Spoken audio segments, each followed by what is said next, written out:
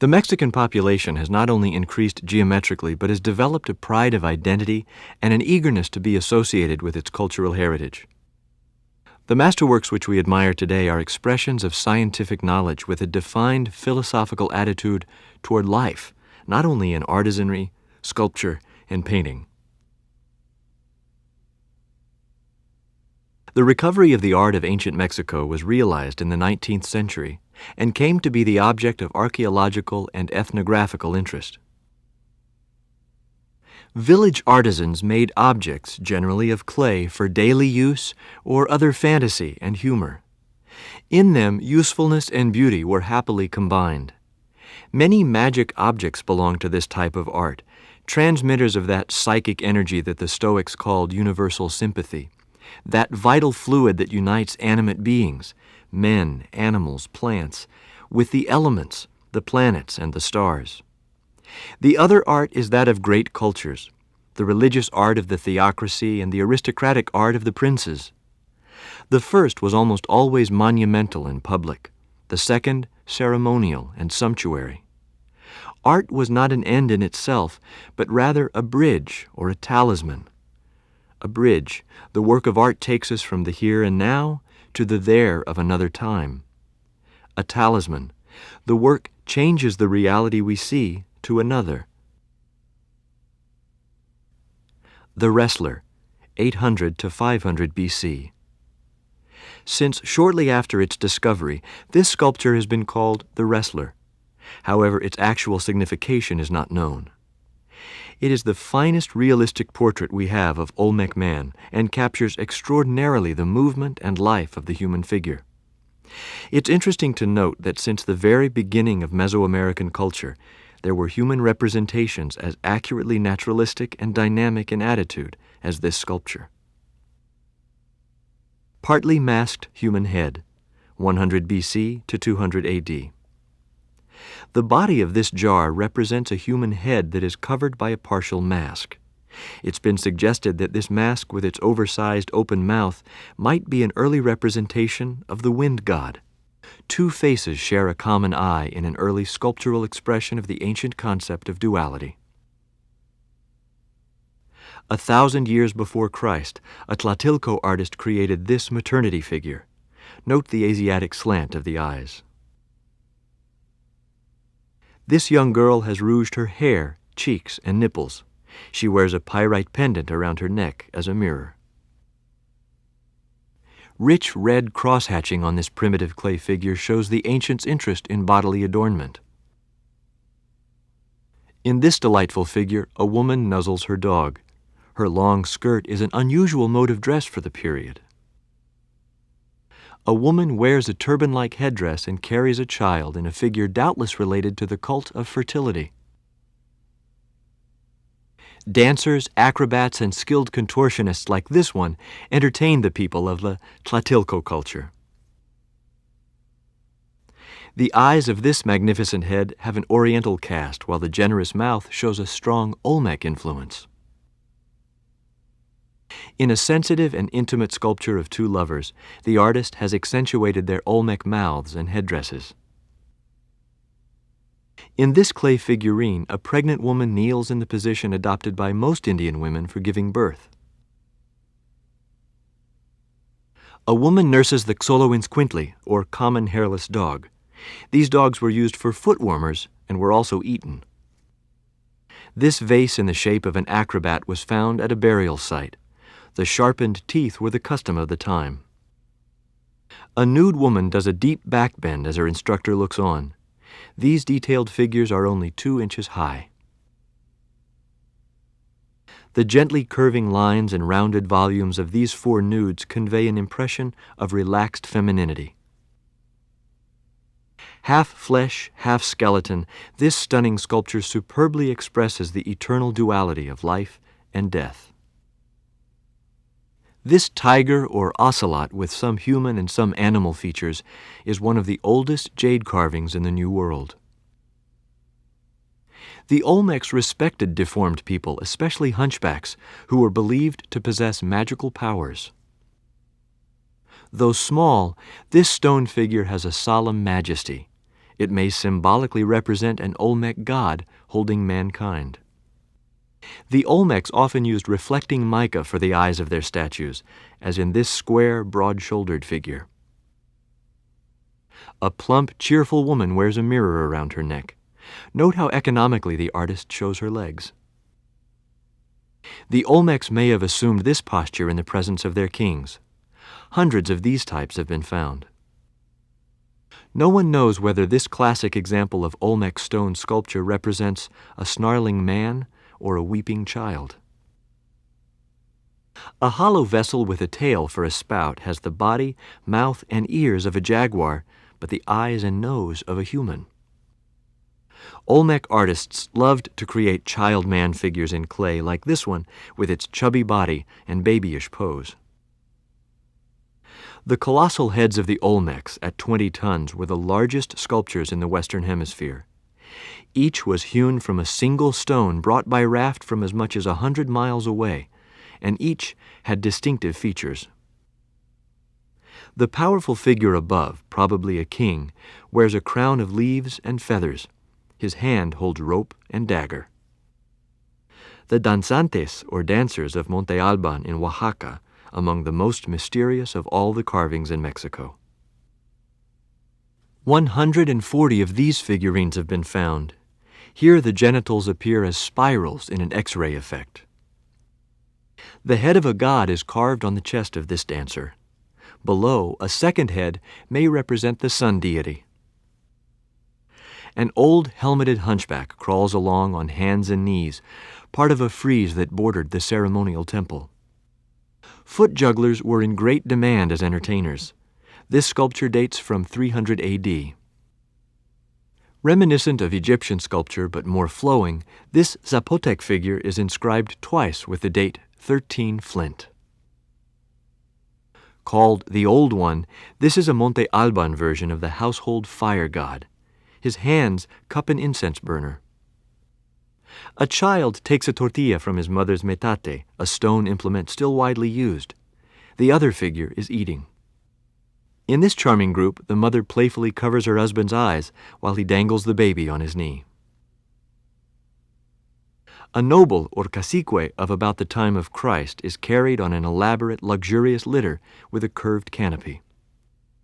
Clubs like the one carried by this Nayarit warrior were still being used by the Aztecs 12 centuries later. A beautiful girl of the 3rd century AD, plainly proud of her pregnancy, smiles as she touches her abdomen. The woman holds a cup, the man a ball or fruit. Both wear boldly patterned clothes and identical earrings. The heads of both these Nayarit figures show evidence of flattening. She wears only arm and thigh bands and a belt. A sharp-faced old man sings and accompanies himself by scraping on a gourd. The Nayarit statue is 2 feet high. A young man of Jalisco sits contemplating his image in a mirror. Such mirrors were commonly made of mica or obsidian. Anthropologists agree that Indian women were as loving and visibly affectionate with children as these ceramics from western Mexico indicate. Men retired to talk, eat, smoke tobacco, and drink pulque in special houses where women were forbidden. Jade mask with necklace, 150 to 600 AD. Masks from Teotihuacan have no hole for breathing and were presumably intended either for grave bundles or as the heads of ritual figures, perhaps intended to be dressed in ceremonial clothes. Teotihuacan masks are usually anonymous, generally humanistic in a way that allows their viewers to project their own individual values onto the work of art. This mask is somehow different, with its lively eyes, striking red meanders painted on the cheeks, not to mention the bright colors of the jade and turquoise mosaics. Sitting Woman, 100 BC to 650 AD. This magnificent ceramic sculpture represents a woman in a traditional position of giving birth. It was found in a deep shaft tomb. The name popularly given to objects of this style is Xinesco, Chinese, a name adopted now even in technical publications. A pair of ducks, 200 to 650 AD. Colima artists enjoyed representing the animals and plants of their region. The pair of ducts that form the body of this vessel is perfectly accurate from a naturalistic standpoint. Of the relatively few known vessels representing paired animals, this example is thought to be the finest. Reclining Dog, 200 to 650 A.D. The Colima potters reached perhaps their maximum refinement of expression when they executed these sculptures of dogs, with simple and masterfully smooth surfaces, which give to their work almost the appearance of life. Sculptures of dogs were made literally by the thousands, and an extraordinary proportion of them is of very high quality. Inlaid Mask, 250 to 650 A.D. This mask exemplifies the high degree of skill attained by the Teotihuacan craftsmen. Masks of this type contained inlays of turquoise, shell, and other materials. Funerary Figure, 300 to 600 A.D. This spectacular object depicts a human face flanked by prominent ear flares emerging from the mouth of an unusually naturalistic jaguar, the jaguar being a highly symbolic creature in the mythology of the Mesoamerican cultures. The face is itself surmounted by a small seated figure intertwined with serpents under what may be a rain god crest. The face and jaguar bear 6 cylindrical objects, 3 to a side, matching 6 more arrayed at the top, above the serpent forms but in front of the plumes at the upper edge. These cylinders are likely snail shells which are associated with the rain god Tlaloc in Teotihuacan imagery. At the lower left and right, their serpentine forms emanate in low-relief profiles of jaguar knights. The figure is possibly a variant of the Oaxacan rain god Coquijo. Flanged cylinder with the jaguar god of the underworld. This cylinder was one of a group of like ceramic solar images found embedded in the stepped sides of the so-called Temple of the Foliated Cross. The cylinder, along with the others, probably served as a type of finial decoration proclaiming the sun god, while providing color and animated form to the otherwise classically simple lines of the Palenque buildings. The mirror-smooth eyes that figure so prominently on the principal face depicted in this ceramic sculpture, along with the celestial crosses and other symbols on the flanges of the cylinder, do suggest an association with the sun. However, the feline lips and the cruller-like protrusion over the nose indicate that it is not the daylight sun, but rather the night sun to which the statue refers. Smiling Figure, 600 to 900. When confronted with the works such as the smiling figure exemplified here, it's tempting to project modern values onto the objects in keeping on the premise that human nature is constant throughout history. Indeed, these figures look like pop singers, microphones held slightly outward, right hands thrown up in ecstasy of song and acknowledgement of an audience. The microphone is, of course, a gourd, and may well have been a rattle similar to those still used in Latin music, and ecstatic trances induced by a variety of means are still associated with both religious and secular music. Standing Lady, 600 to 900. A woman of the upper classes wears an elaborate ceremonial costume. Her elegantly dressed hair is decorated with jewels. Her face bears the decorations that identify her position. Only 2 beads of her necklace remain. This figure retains much of the blue and white paint usual to this type of figurine. Ball Player, 600 to 900. For the ritual ball game, the players wore very specialized apparel. This Mayan costume is relatively unadorned, consisting mainly of a single bulky protective garment, probably made of leather. Head, 650 to 700. The head illustrated here is one of 2 found under the sarcophagus, perhaps removed from the roof comb, an architectural decoration of the exterior.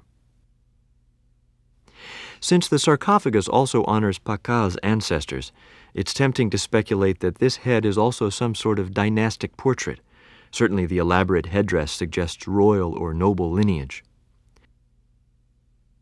The remarkably classic features, animated by the detail of the open mouth, as though the figure were lost in thought, breathing, speaking, or singing softly, produce an effect at once lyrical and striking. Whoever it may represent, it's one of the great masterpieces of ancient art. Shield Jaguar and Lady Xak, 725 to 750.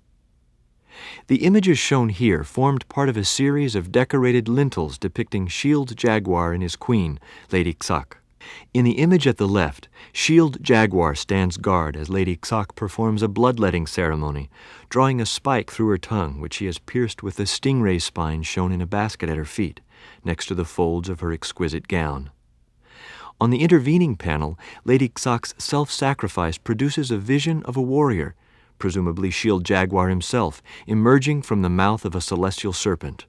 The inscription on the Yaxchilan panel declares, with a precision typical of the sophisticated Mesoamerican calendar, that Lady Xak presented the armor to Shield Jaguar on what we call February 12, 724. Here, a priest wears the fantastic costume of the quetzal, the sacred bird brought from as far away as Guatemala. A noble Teotihuacan, earliest city in North America, is flanked by women with shawls of a type still worn in Mexico. In this vision of paradise, 3 men dance holding flowering branches. The spirals show their singing. A player shouts and points to the goal as he kicks the ball. Some ball games became sacred rituals. The circular ear ornaments of this figure, which has movable arms and legs, identify it as of a noble personage. Despite the startling modern sensibility of the artist, this clay figure of a ritual dancer is over 1,000 years old. The polish on this drinking vessel in the form of a man is not a glaze. It was produced by rubbing with thin sticks. Because temples were always built on high ground, water had to be carried up to them on the backs of bearers. Here, Yacatecutli, god of commerce, carries maize on his head, his back, and in one hand. He also carries an incense bag. The face paint and feathered headdress suggest that this magnificent mask belonged to a Teotihuacan priest or noble. A Mayan scribe kneels to write. His right hand holds an awl or sharp instrument, his left a roll of parchment. This miniature sculpture of an early Mayan chief in a flowing headdress was carved from the femur of a jaguar. In this intricate bas-relief, a priest of the sun cult and a priestess of the rain god flank the lord of Palenque. A priest and priestess wear birds in their hair while a king sits on a throne of slaves. Carvings indicate dates. A youth crouches amid snakes and symbols in this detail from a crypt in the Temple of the Inscriptions at Palenque. The strong diagonal movement here typifies the freedom of Mayan art. The figure at left has 0 signs on his arm. An opulently costumed member of the Mayan ruling class sips from a bowl in this fragment of a delicate vase. Mural-like paintings of priests covered the delicate orange vases, which were a uniquely Mayan form of pottery. A god of the Maya, reminiscent of a Chinese Buddha, sits with his head haloed by the upper jaw of a jaguar. The man's hollow potbelly is filled with seeds, and his long, thin legs serve as a handle for this humorous rattle. The face of the richly garbed figure is scarred, either for sacrifice or vanity. A man, hideously decapitated and disemboweled, is devoured by a huge jaguar that has opened his back with its claws. This colorful figure, with its huge trumpet-shaped object and maxlatl, or hip wrap, may be a court musician. Dignity and poise are shown in the elegant figure of a nobleman. His headdress and boots indicated his status. This high-caste Mayan woman of about 1,000 years ago strongly resembles a New England Pilgrim Father. One end of the loom is attached to the woman's waist, the other to a tree trunk. Mayan women were skilled weavers. Amazing Mayan hairstyling is shown in this figure of a high-caste woman wearing the traditional huipil dress.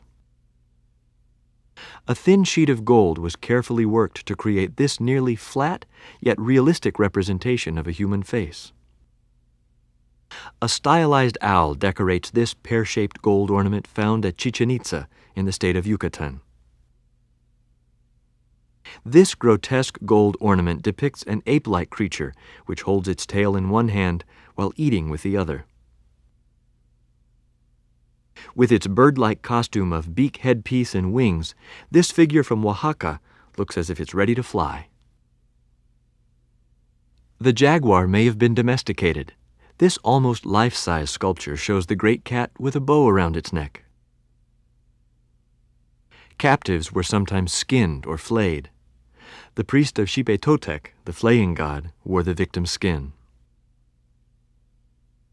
Part weasel, part man, this ceramic comes from Monte Alban, one of the most impressive ruins in Mexico today. The blood-sucking teeth of the vampire bat are plainly visible in this sculpture of an elaborately masked goddess. The skin of a victim covers the face of the flying god Xipe Totec in this gold pendant made by the Mixtecs. Expert craftsmanship is revealed in this gold pendant of a solar disk circling a god whose lower body is a bell. Beating on a hollow turtle shell, this prehistoric musician is singing to his own accompaniment. This bizarre figure has two small animals painted on the chest. The style is typical of the Totonacs of Veracruz. Posing like an orator addressing an audience. This polychrome statue represents the Totonac goddess Kiwateteo. Mictante Cutli, the lord of the dead, was also the custodian of the bones of all past human generations. A Totonac warrior has mouth and eyebrows outlined with tar and reclines on a four-legged chair or throne. This cheerful man has symbols of life and movement on his headpiece. Hundreds of such laughing figures have been found. An elderly woman sat for this realistic portrait in clay. Her headdress is almost Arabic, and she wears a lip plug. Monkeys, doves, dogs, armadillos, turkeys, and deer are among the many animal figures the ancient artists created. The early civilizations of Mexico used the wheel for toys, but strangely, it was never used for transport. An almost life-sized statue of a youth carved from sandstone shows that skulls were flattened and teeth sharpened. On his back he carried an image of the wind god, which may indicate that he is a young priest of Quetzalcoatl. A Huastecan woman of 500 years ago is portrayed in a ceramic sculpture that even shows the abdominal muscles. This abstract female figure portrays Tlazolteotl, the Huaxtecan goddess of the moon, love, and childbirth. The fire god, Huehueteotl, made of clay, looks like a Spanish don as he warms his hands over a large brazier. These rattles may have been used by priests in rituals. The one at the left shows symbols of the sun and rain gods. A serpent devours a skeleton, symbolizing the planet Venus, in this detail from the Wall of the Serpents at Tula. Giant warriors still stand atop the pyramid at Tula. On their chests are stylized butterflies, the Toltec emblem. In a colorful frieze, unfaded after 6,000 years, merchants of Tula still march laden with their trade goods.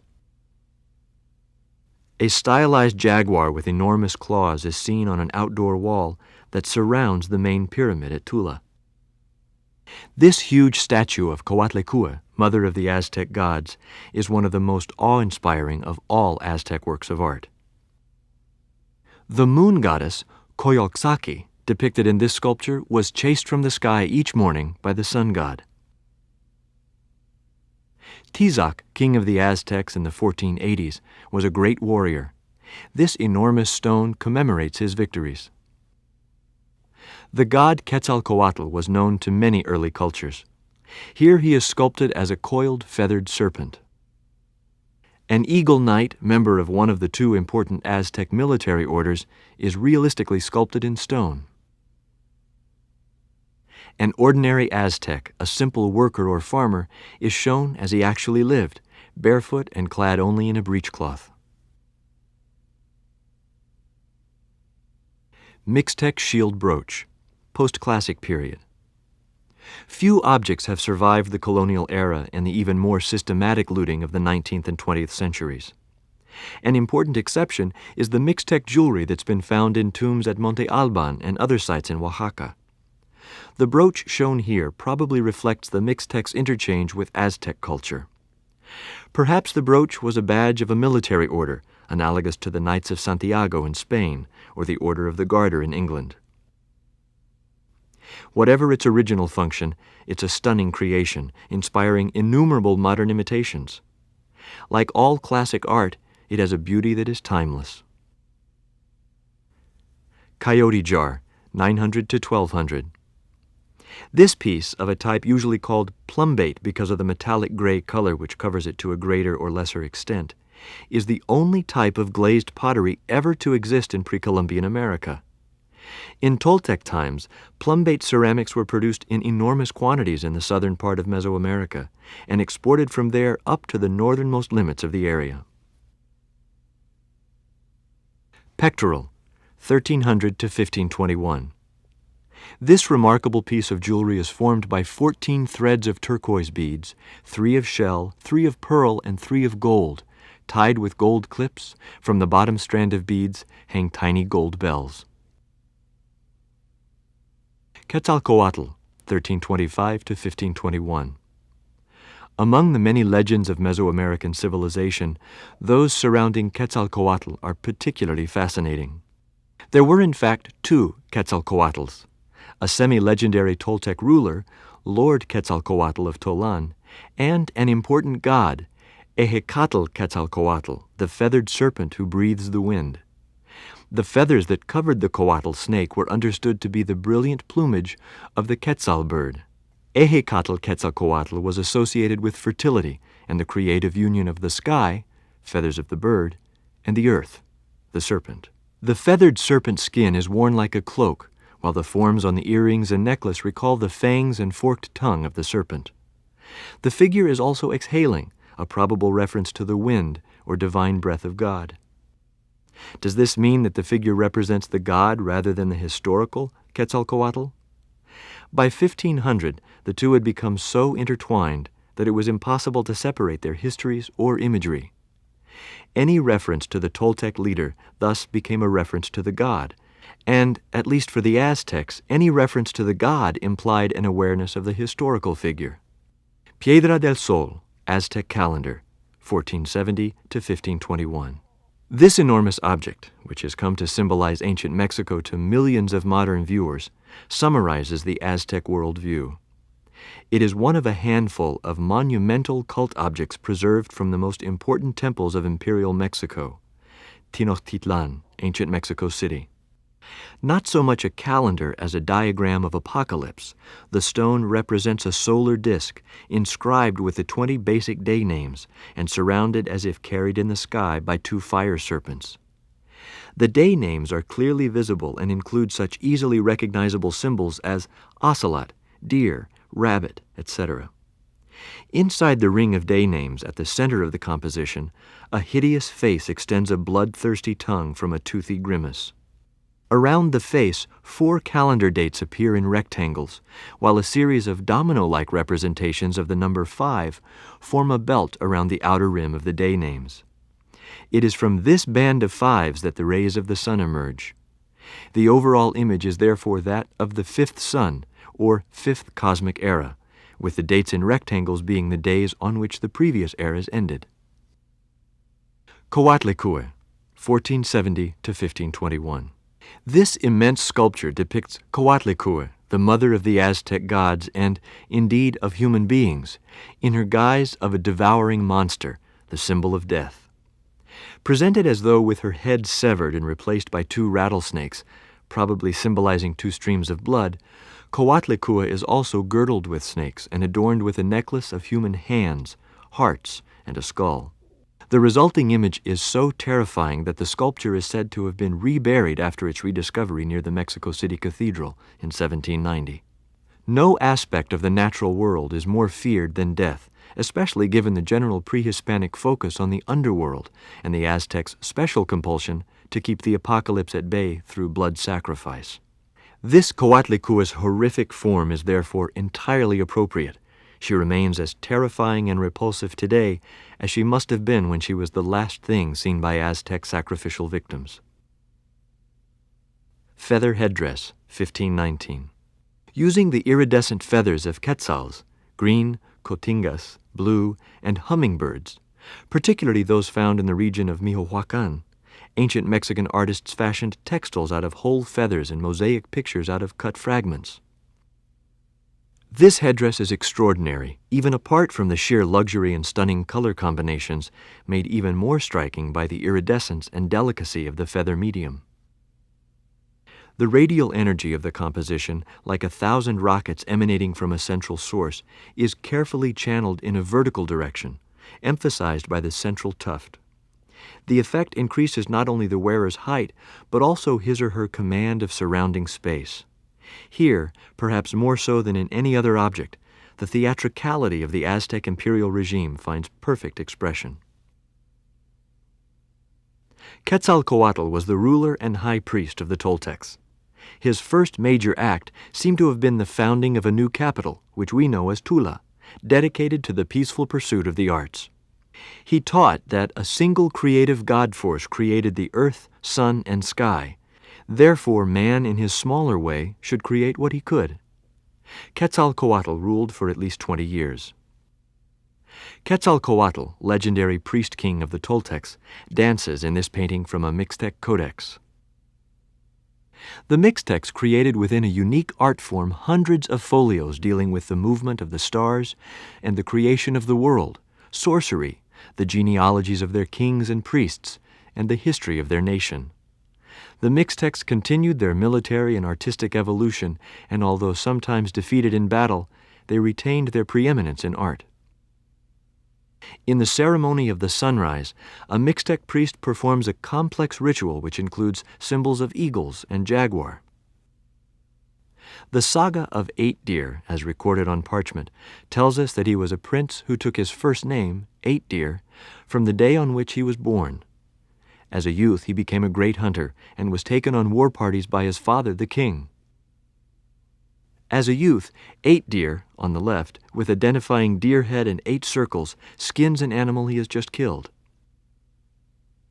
As a man, Eight Deer has grown a beard and is shown in full warrior regalia.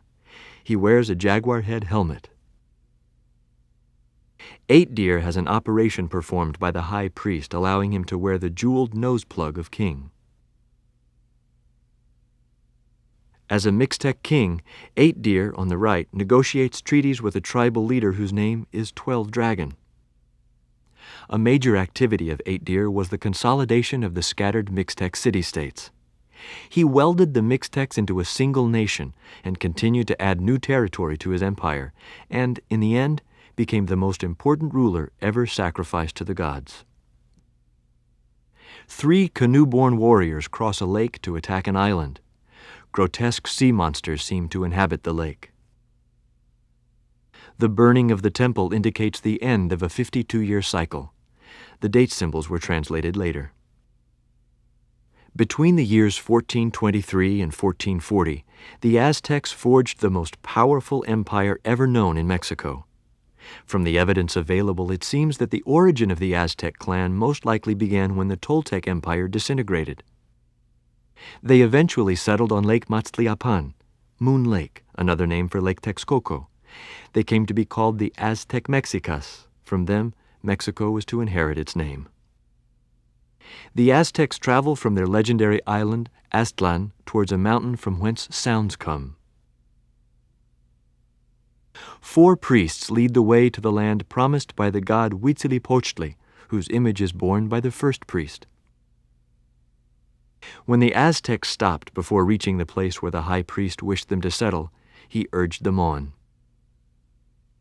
In the legend of Tenochtitlan, now Mexico City, the Aztecs sought an eagle on a cactus and there founded their nation. Aztec warriors with bows and arrows provoke war. The Spanish conquerors later wrote on these picture scrolls. Aztec warriors received trophies for capturing prisoners on the pages of this codex named for Viceroy Mendoza. This is a visual record of tributes the Aztecs collected from their subject people. It was painted on bark paper. Every 80 days, tribute was collected. Such tribute included animal skins, costumes, birds, fabrics, and food. With the sun, whose life the Aztecs believed depended on the blood of man looking on, priests perform a sacrifice. A symbolic abstract painting of serpents made by a pre-conquest artist. Snakes were a symbol of life to the Aztecs. In an Aztec baptismal ritual, the grandmother bathes the newborn child, and 3 boys call out its name. A father teaches his son how to carry firewood, to load and handle a canoe, and to catch fish with a net. Most girls' education concerned domestic tasks. A mother teaches her daughter to grind corn and to use the loom. At a wedding, the clothes of the bride and groom are tied. That night, a bride is carried home by the matchmaker. The girl has been executed for drunkenness, the youth stoned for stealing, the pair in the sheet killed as adulterers. Older people who had had children could drink in moderation. The liquor is pulque, made from the maguey cactus. An entertainer beats a drum with a head of ocelot skin. The cymbals issuing from his mouth show his singing. Cortés' soldiers wade ashore in a fanciful drawing that shows an armored conquistador battling an Aztec warrior. The original banner of Cortés is one of the treasures of the Historical Museum in Mexico City's Chapultepec Park. Spanish words reach the ear of Dona Marina, Cortés' mistress and translator, then go out from her mouth to the Indians. Cortés, carrying a lance, rides through the dead after a battle at Cholula. The loyal Dona Marina walks by his side. A painting by a European-influenced Indian artist shows Aztecs defending an island while a priest baptizes an infant. Spaniards and Aztecs fight as a temple burns. Spaniards objected to human sacrifice, but often killed prisoners. The last Aztec emperor, Cuauhtémoc, the fallen eagle, was hanged 4 years after the fall of the Aztecs. On Good Friday, April 12, 1519, a historic meeting occurred when Lord Teowa and the emissaries from Moctezuma, ruler of the greatest empire in North America, met Hernán Cortés, representative Carlos I of Spain, ruler of the greatest country of Europe. Moctezuma ruled his empire through fear that failure to pay tribute to the Aztec gods meant the sacrifice of men and women. When he met the Spaniards, which he thought were the gods, at the gates of his capital, he resignedly accepted his fate and offered Cortés his empire. This likeness of Cortés hangs in a room at the Hospital de Jesús, which he founded, and where he was buried. Lakes almost completely surrounded Mexico City at the time of the conquest. This map dates back to the 16th century. Violence and confusion marked the conquest. Here, Aztecs and a priest are hanged, Indians and Spaniards drowned. 12 Franciscans who arrived in 1524 are here depicted in what is probably the oldest European mural in Mexico. The Pope authorized the Franciscan order to convert the Indians to Catholicism in this letter patent of 1523. As colonial administrators and missionaries, if not as conquistadores, the Spanish developed a sense of responsibility towards the conquered. Thus, protective laws were passed. In New Spain, education and Christianization of the Indian was a primary aim. Intermarriage was encouraged. Language, customs, and traditions were both imposed and absorbed. Within 300 years, the colony had the will and strength to break away from the parent country. Indian artists like the one shown here were taught to paint in the European style by Spanish missionaries. Indians were converted to Christianity by the thousands. Here, the Bishop of New Spain officiates at a baptismal rite. Painted on a church wall, this mural blends European realism with the native sense of color and abstract design. This Indian artist showed the horse never before seen with a man's head, hands holding weapons, and sandaled feet. An Indian artist of the 16th century created this rendering of Christ in majesty entirely out of feathers. One friar tries to convert two apparently willing Indians, while another protects his flock from attacking demons. The first Indian Christian martyrs were noble Tlaxcalan children. Pagan villagers clubbed them to death. Another famous Christian martyr, the 12-year-old son of the cacique Axotecatl, was slain by his own father. On a cold morning in December, 10 years after the fall of the Aztec Empire, an Indian convert to Christianity saw a vision that has persisted in Mexican religious belief of the Virgin Mother. Juan Diego, only recently converted to Christianity, flees in fright as the Virgin of Guadalupe appears before him. As Juan kneels, she speaks and causes roses to grow on the rocky hillside. Her shrine was built on this spot. In the 16th century, Mexican friars crossed the Pacific Ocean and tried to bring Christianity to Japan. Japanese warlords crucified the friars. The mural depicting the grim event is in the cathedral at Cuernavaca. Merchants hawk their wares as Indians, mestizos, Creoles, and peninsulares watch the viceregal procession. The picture map shows the silver mines of the Guanajuato region. Mines like these vastly enriched the Spanish. A band of villagers moves the treasures of the cathedral to the silver mining town of Pátzcuaro above the lake. Christ without a cross, 17th century. The major Mexican contribution to viceregal imagery, profoundly emotive sculptural representations of the crucified Christ, often were modeled of a paste made from the maize stalk. The technique is of pre-Hispanic origin and was used by the Tarascans because of its lightness for making portable images of their gods. The Franciscan missionaries applied the process to Christian imagery. Large figures were made with armatures of reeds and heavy paper covered the paste. Small figures and details were achieved by tying little bunches of peeled corn stalks and gluing them together with nopal juice. When dry, the material was worked like wood and then sealed with sumac lacquer before painting. This technique originated in Tzintzuntzan, Michoacán, and was brought to Pátzcuaro by Don Vasco de Quiroga. San Felipe de Jesus, 1630 to 1660. San Felipe is shown as though crucified, having been stabbed with the two spears depicted in the sculpture. But it's interesting to note that the figure is in fact freestanding, striding forward with arms outstretched as though to embrace the viewer. The effect is to remove the distance between object and audience, and thus involve the audience in both the pain and the ecstasy of a holy death. Typical of late Renaissance Reformed pieces is the relatively sedate pose, the gently expiring expression of the face, and the rather abstract, geometric way the symmetrical spears interact with the torso, producing an almost perfect square in the chest area. The Baroque emerges in the changes of axis from head and neck area through the upper torso to the pelvis and legs.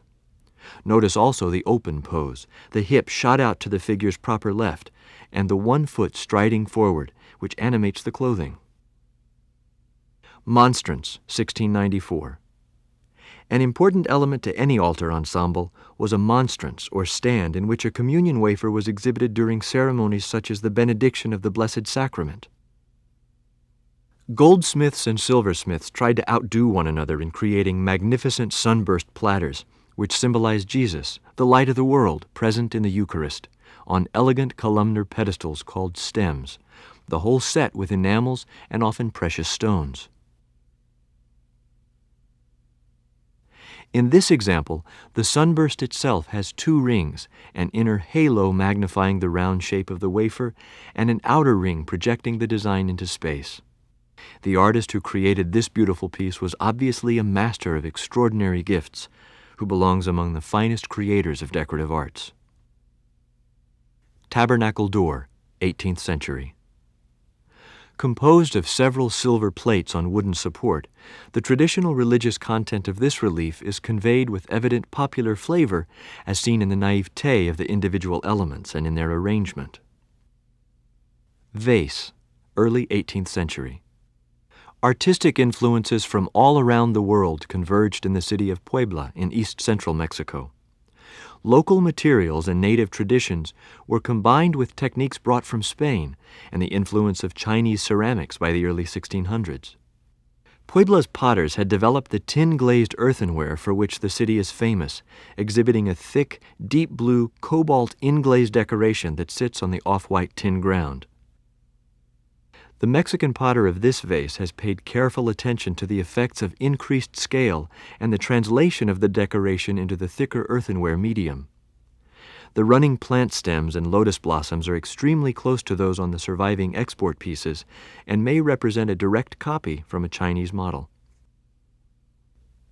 The work of art is a medium, a magnet for transmitting sacred forces and powers to others. Art serves to open the doors to the other side of reality.